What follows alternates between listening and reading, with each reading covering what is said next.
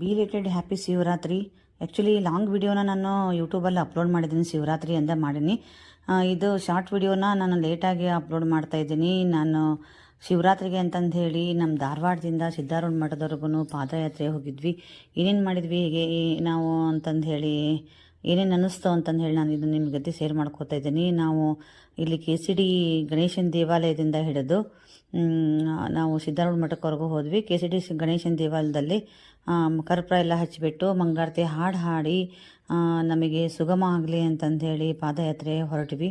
ಹಾಗೆ ನಮ್ಮ ಮನೆಯವ್ರು ಕಳ್ಸಕ್ಕೆ ಬಂದಿದ್ದರು ನನಗೆ. ಅಲ್ಲಿ ನಾವು ನಮ್ಮ ಕೊಲಿಗೂ ನಮ್ಮ ಫ್ರೆಂಡ್ಸು ಎಲ್ಲ ಹೊಂಟಿದ್ವಿ. ಹಾಗೆ ಹೋಗ್ತಾ ವಿಠಲ ಹರಿಮಂದಿರ ಅಂತಂದು ಹೇಳಿ ಒಂದು ಸಿಗುತ್ತೆ ಹುಬ್ಬಳ್ಳಿ ಧಾರವಾಡ ರೋಡಲ್ಲಿ.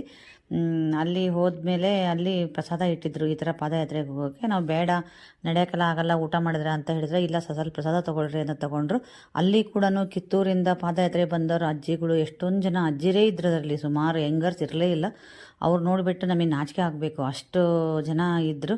ಅವರು ಅಲ್ಲೆಲ್ಲ ರೆಸ್ಟ್ ಮಾಡಿಬಿಟ್ಟು ಬೆಳಿಗ್ಗೆ ಮತ್ತೆ 4:15 ಅಷ್ಟೊತ್ತಿಗೆ ಸಿದ್ಧಾರೂಢಕ್ಕೆ ಹೋಗ್ತೀವಿ ಅಂತೆಲ್ಲ ಹೇಳ್ತಾಯಿದ್ರು.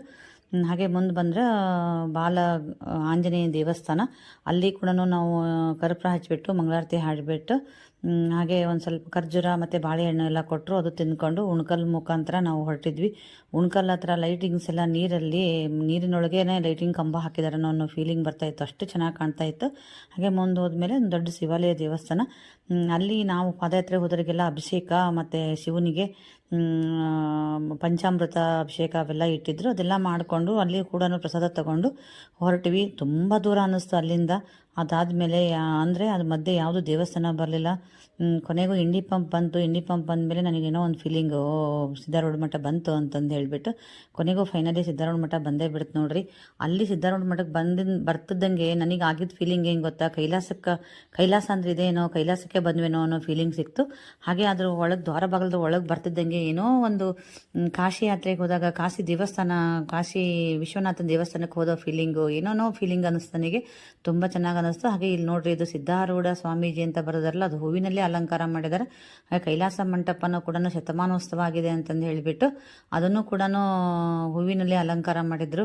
ಹೂವಿನಲ್ಲಿ ಅಲಂಕಾರ ಮಾಡಿದವರಿಗೆ ಒಂದು ದೊಡ್ಡ ಸೆಲ್ಯೂಟ್ ಅಂತ ಹೇಳಬೇಕು. ಹಾಗೆ ಪಕ್ಕಕ್ಕೆ ಒಂದು ಶಿವನ ದೇವಸ್ಥಾನ ಐತಿ. ಅಲ್ಲಿ ಕೂಡ ನಾವೆಲ್ಲ ಅಭಿಷೇಕ ಮಾಡ್ಕೊಂಡ್ವಿ. ಶಿವನ ದರ್ಶನನ 4 ಗಂಟೆಗೆ ಮಾಡಿದ್ವಿ ನೋಡ್ರಿ. ಯಶಸ್ವಿ ಆಯಿತು ನಮ್ಮ ಪಾದಯಾತ್ರೆ. ಫುಲ್ ವಿಡಿಯೋ ನಮ್ದು ಯೂಟ್ಯೂಬಲ್ಲಿ ಐತಿ, ಹೋಗಿ ಚೆಕ್ ಮಾಡ್ಕೊಳ್ರಿ. ಹಾಗೆ 5:15 4:15 ಮಹಾ ಮಂಗಳಾರತಿ ಇದ್ದು. ಮಂಗಳಾರತಿ ಮಾಡಿಕೊಂಡು ನಾವು ಬಸ್ ಹತ್ಕೊಂಡು